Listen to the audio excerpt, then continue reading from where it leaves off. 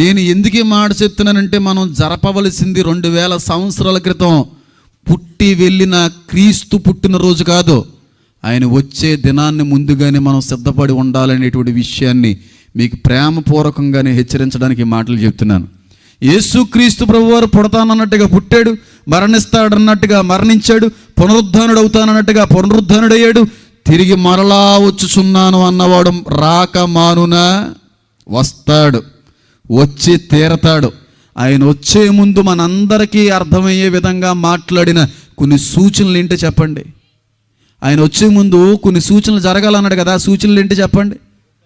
భూకంపాలు వస్తాయి, యుద్ధ వార్తలు వింటారు, కరువులు సంభవిస్తాయి, ప్రాణాంతకమైనటువంటి వ్యాధులు ఎదురవుతాయి. ఇవన్నీ నెరవేరుతున్నాయా లేదా సార్?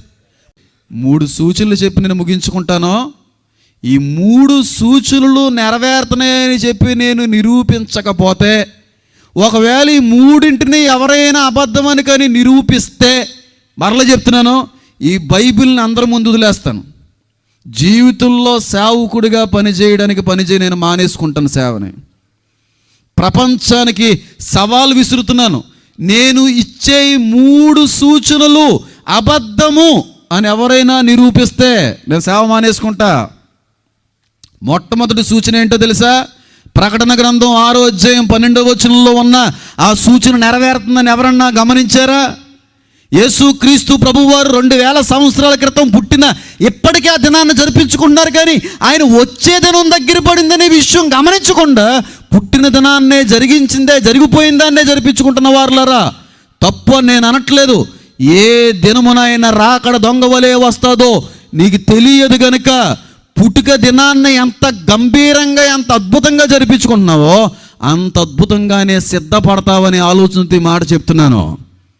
పుట్టడం జరిగింది, పుట్టడం జరిగి 2000 సంవత్సరాలు ముగించబడింది. కానీ మీకు విషయం తెలుసా? మనం ఎదురు చూడవలసింది రాకడికి. క్రిస్మస్ సెలబ్రేషన్స్ చెయ్యండి, దానితో పాటుగా దేవుని రాకడికి సిద్ధపడండి. ప్రకటన గ్రంథం 6వ అధ్యాయం 12వ వచనాన్ని ఒకసారి చదవండి. ఆయన 6వ ముద్రను విప్పినప్పుడు నేను చూడగా పెద్ద భూకంపము కలిగెను, సూర్యుడు కంబలి వలె నలుపాయెను. చాలు సార్. యేసుక్రీస్తు ప్రభువారు అంటే ఏ దేవుడైతే పుట్టాడని చెప్పి కార్యక్రమాన్ని జరిపించుకుంటున్నామో ఆ కార్యక్రమానికి కారణభూతుడైన వాడు వచ్చే ముందు నెరవేరవలసిన సూచన ఏంటో తెలుసా? ఎర్రగా ఉండవలసిన సూర్యుడు నల్లగా మారాలి. ఉదయం లేచిన వెంటనే సూర్యుడిని చూసిన వాళ్ళు ఎంతమంది ఉన్నారు? సూర్యుడిని చూసామంటే ఉదయం లేచిన వెంటనే అన్న వాళ్ళు ఎంతమంది ఉన్నారు? చూడలేదా ఉదయం లేచిన తర్వాత సూర్యుడిని? సరే, సూర్యుడు ఏ రంగులో ఉంటాడో చూసినప్పుడు ఎర్రగా ఉంటాడు, మండుచున్న అగ్నిగుండం వలె ఉంటాడు. నల్లగా ఉన్న సూర్యుడిని ఎవరన్నా చూసారా? కళల్లో ఎవరైనా నల్లటి సూర్యుడిని చూసారా? సినిమాల్లో ఎవరైనా నల్లటి సూర్యుడిని చూసారా? దర్శనాల్లో ఎవరైనా నల్లటి సూర్యుడిని చూసారా? కానీ మీకు ఒక విషయం చెప్తున్నాను, జాగ్రత్తగా వినండి. మనకు కనబడేదంతా నిజం కాదు, కనబడనంత మాత్రం అబద్ధం అయిపోదు. మనం చూసే సూర్యుడు ఎర్రగా లేడు, నల్లగా మారుట ప్రారంభించబడింది. మేము నమ్మం 2000 సంవత్సరాల క్రితం ఏ దేవుడైతే పుట్టాడో ఆ పుట్టుకను నమ్ముతాం, కానీ దేవుని రాకన్న మాత్రం నమ్మమనే వారులారా, మీ చెవులు గింగిరు మనుగాక. ఎవరైతే ఫోన్లు వాడుతున్నారో ఒక్కసారి ఫోన్ ఓపెన్ చేసి నా కోసం బ్రదర్ టెక్నీషియన్ ఒకసారి ఓపెన్ చేయండి. Black spots on the sun అని కొట్టండి. BLACK స్పేస్ ఇవ్వండి. స్పాట్స్ SPOTS అనే స్పేస్ ఇవ్వండి. SUN అని కొట్టండి ఒకసారి. సూర్యుడి మీద నల్లటి మచ్చలు మొదలైనవి. అదేం చెప్పట్లేదు, నాసా చెప్తుంది. నాసా అనేటువంటి అంతరిక్ష పరిశోధన కేంద్రం చెప్తున్న మాట ఏంటో తెలుసా? రాగలిగేటువంటి కొన్ని సంవత్సరాల వ్యవధిలో సూర్యుడు నల్లగా మారిపోబోతున్నాడు అనేటువంటి నివేదిక ఇచ్చేసింది నాసా ఇవ్వడం ఏంటి? 2000 సంవత్సరాల క్రితం నా బైబిల్ చెప్పింది సూర్యుడు నల్లగా కంబల వలె నలుపైపోతాడని. ఓపెన్ అయిందండి, ప్లే చేయండి, చూస్తున్నారండి డిస్ప్లేలో.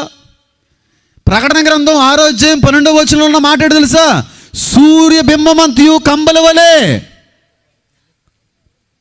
సూర్యుడి మీద నల్లటి మచ్చలు మొదలైనయని, ఈ మచ్చలు సూర్యుడు అంతా కూడా పాకుతున్నాయని, కొన్ని సంవత్సరాలు సూర్యుడు నల్లగా మారిపోబోతున్నాడని నాసా వెల్లడించింది. ఇప్పుడు చెప్పండి, దేవుని యొక్క రాకడ ఇంకా సమయం ఉందంటారా? ఇది మొట్టమొదటి ఆధారం. రెండో ఆధారం ఆ కిందలో ఏం చదవండి సార్. చంద్రబింబమంతయు రక్తవర్ణమాయను. చాలు సార్. చంద్రుడు ఏ రంగులోకి మారిపోవాలంట? ఎర్రగా మారాలంట. చంద్రుడు ఒకసారి పైకి హెడ్స్ పైకి టర్న్ చేసి చూడండి, ఏ రంగులో ఉన్నాడు? తెల్లగా ఉన్నాడా? అది అబద్ధం, అది పచ్చి అబద్ధం. చంద్రుడు తెల్లగా లేడు. చంద్రుడు ఎర్రగా మారుట ఎప్పుడో మొదలయ్యింది. ఒక్కసారి టైప్ చేయండి సార్, మూన్ ఈజ్ రస్టింగ్ అని కొట్టండి. ఏంటి? చంద్రుడు తుప్పు పడుతున్నాడా? నేను చెప్పట్లేదు, నాసా చెప్తుంది చంద్రుడు తుప్పు పడుతున్నాడు అని. మూన్ ఈజ్ రస్టింగ్ అని కొట్టండి. MOON space RUSTING. ఒకసారి డిస్ప్లే చేయండి. ఎర్రటి చంద్రుడు కనబడుతున్నాడు దాని మీద, ఎర్రగా మారిన చంద్రుడు. అదేంటో తెలుసా అండి? Yes, the moon is rusting. Hematite was found on the upper surface of moon అని రాయబడి ఉంటుంది. హెమటైట్ అనేటువంటిది ఒక తుప్పు పదార్థం. ఆ తుప్పు ఎర్రగా ఉంది. చంద్రుడు అంతా పాకుతుంది. నాసా వాళ్ళు చెప్పిన ఆఖరి మాట ఏంటో తెలుసా? కొన్ని సంవత్సరాల వ్యవధిలో చంద్రుడు ఎర్రగా మారిపోబోతున్నాడు. ఇది ప్రకటన గ్రంథం 6వ అధ్యాయం 12వ వచనం చెప్తుంది. చంద్రబింబమంతయు రక్తవర్ణం అవుతున్నాడు అని. అవ్వాలి కాదు, ఆల్రెడీ మొదలైంది.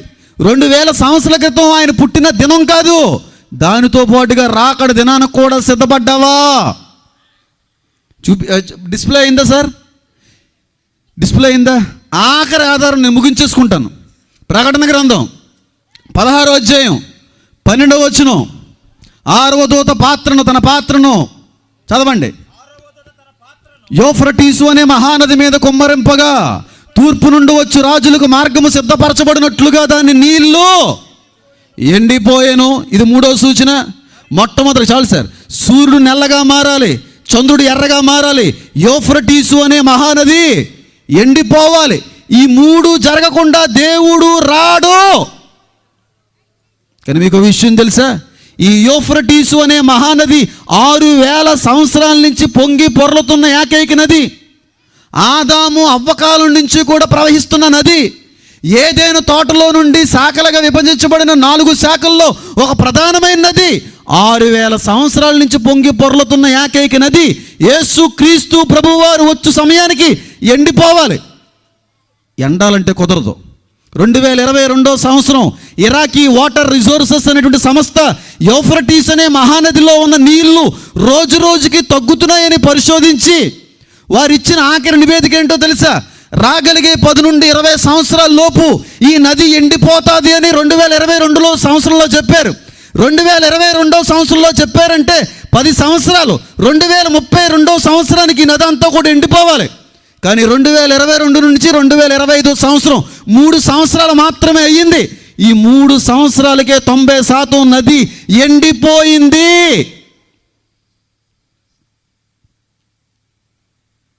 Euphrates EUPHRATES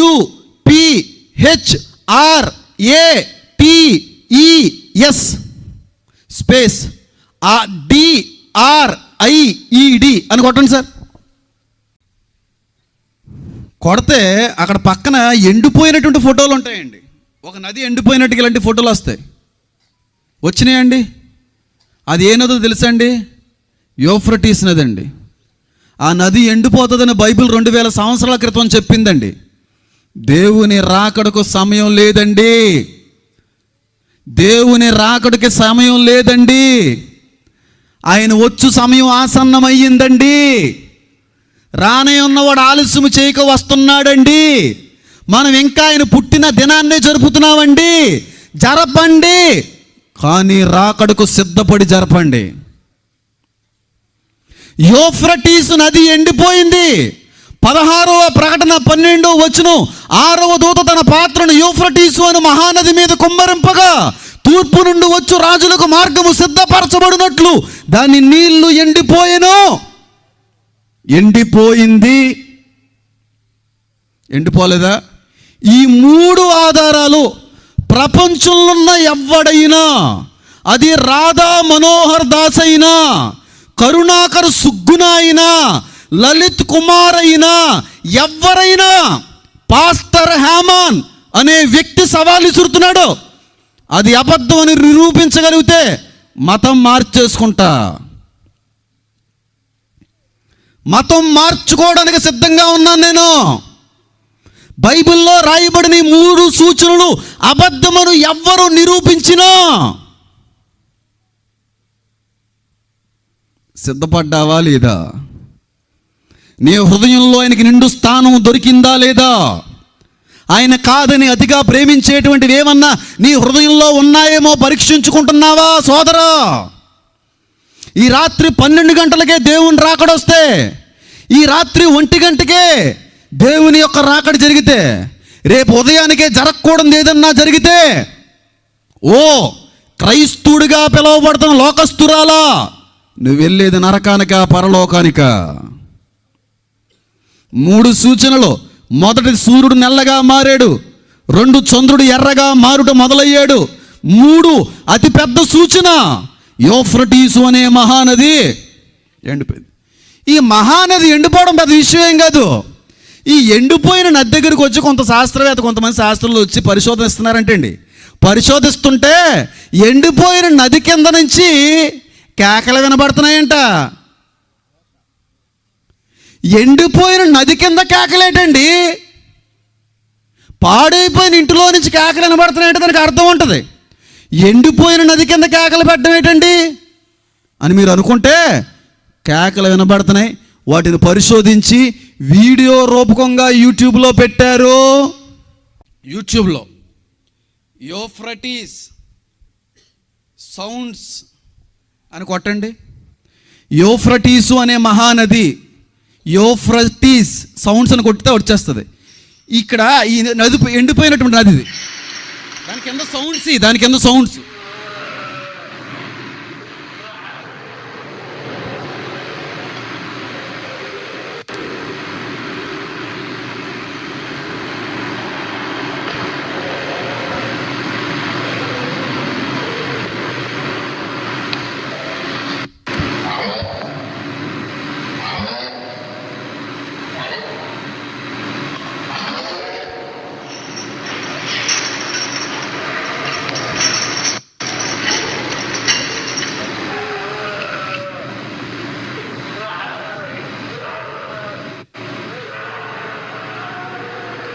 వినబడుతున్నాయండి.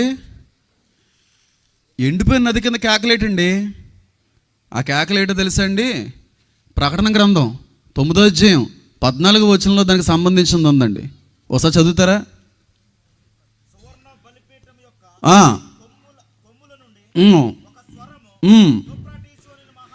యూఫ్రటీసు అనే మహానది యొద్ద బంధింపబడిన 4 దేవదూతలను విడిచిపెట్టుము. ఎవరు బంధించబడ్డారంటే యూఫ్రటీసు అనే మహానది దగ్గర. అంటే ఆ నది కింద బంధించబడిన కేకలు వినబడుతున్నాయా? ఇప్పుడు చెప్పండి, ఎవరైనా బైబిల్లో ఉన్న దేవుడు కాదు నిరూపించగలిగేవాడు ఉన్నాడు? బైబిల్ దేవుడు ఊహల్లో నుంచి పుట్టుకొచ్చినవాడు, బైబిల్ దేవుడు కల్పిత దేవుడు అని చెప్పగలిగే మగాడు ప్రపంచంలో ఎవడైనా ఉన్నాడా? ఆకాశము భూమైనా గతించిపోవునేమో కానీ నా క్రీస్తు మాట గతించదు. గట్టిగా చప్పట్లు కొడుతూ దేవుని మహింపరుద్దాం. ఆకాశం గతించిపోద్ది, తన నోటి మాట ఎన్నటెన్నటికీ గతించిపోదన్న ఏకైక దేవుడైనా. 3వ ఆధారం కూడా నెరవేరాలి కాదమ్మా. అందరి ముందు మీరు నిలవబడితే మీ పాదాలు పట్టుకొని బ్రతిమాలడానికి సిద్ధంగా ఉన్నాను. ఓ క్రైస్తవుడా, దేవుని రాకడకు సిద్ధపడు. ఓ లోకస్తురాలా, యేసు క్రీస్తు ప్రభువారు నిజమైన దేవుడని అంగీకరించు. కాళ్ళు పట్టుకొని బ్రతిమాలడానికి సిద్ధంగా ఉన్నాను. కాళ్ళు పట్టుకొని బ్రతిమాలడానికి సిద్ధంగా ఉన్నాను. టైం లేదు. ప్రకటన గ్రంథం 1:3 సమయము సమీపించినది గనుక ఈ ప్రవచన గ్రంథములో ఉన్న వాటిని చదివి వాటిని ధ్యానించువాడు ధన్యుడు అని రాయబడింది. టైము దగ్గర పడింది. ఆల్రెడీ పుట్టిన దేవుని దినాన్ని జరుపుకోవడం తప్పు కాదు, కానీ దానితో పాటుగా దేవుని రాకడకు సిద్ధపడుతున్నావా? దేవుని రాకడకు సిద్ధపడుతున్నావా లేదా? ఆలోచించు. కాదండి, కూడదండి, మేము ఇంకా మారడానికి సమయం ఉందండి, ఇప్పుడప్పుడే మేము మారవండి, ఇవన్నీ ఒకసారి వదిలేసుకోవాలంటే మా వల్ల కాదండి, నీ ఇష్టం. కానీ ఆయన వచ్చే సమయానికి కానీ బుద్ధి లేని కన్యకల వలె తమ దివిటీలు ఖాళీగా ఉంచుకుంటే మాత్రం హలో నువ్వు ఎవ్వరో కూడా నాకు తెలియదు అంటాడేమో. జాగ్రత్త.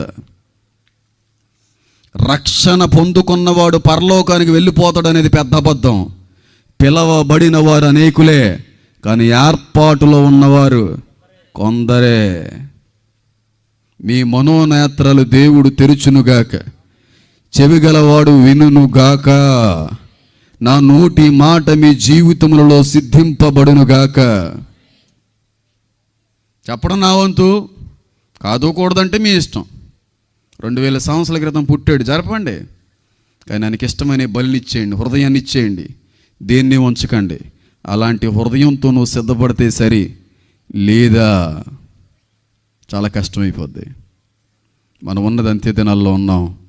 సిద్ధపడండి, సిద్ధపడండి, సిద్ధపడండి.